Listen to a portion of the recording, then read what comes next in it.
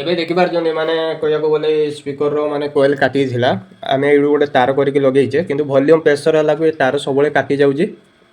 ଏବେ ମୁଁ ଲଗେଇ ଦେଇଛି ପରୀକ୍ଷା କରୁଛି ଦେଖନ୍ତୁ କେମିତି ହେଉଛି। ଏଇଠି ଭାଇ ଦେଖନ୍ତୁ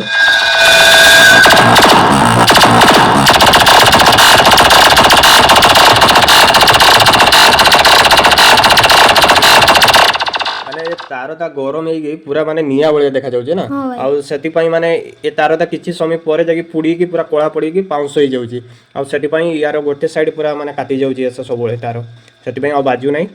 ଦେଖାଯାଉ କ'ଣ ହେଉଛି ନହେଲେ ଏ ଜାଗାରେ ଗୋଟେ ମୋଟା ତାର ଲଗେଇବାକୁ ପଡ଼ିବ ଆଉ ତା ପାଇଁ ମୁଁ ଏଇ ତାର ଆଣିଛି ଦେଖିପାରୁଛନ୍ତି ଏଇ ତାର ଲଗେଇବାକୁ ପଡ଼ିବ କାହିଁକି ନା ଏ ସରୁ ତାର ମାନେ କାଟି ଯାଉଛି ଦେଖନ୍ତୁ ଅଧା ଭଲ୍ୟୁମ୍ରେ ବରାବର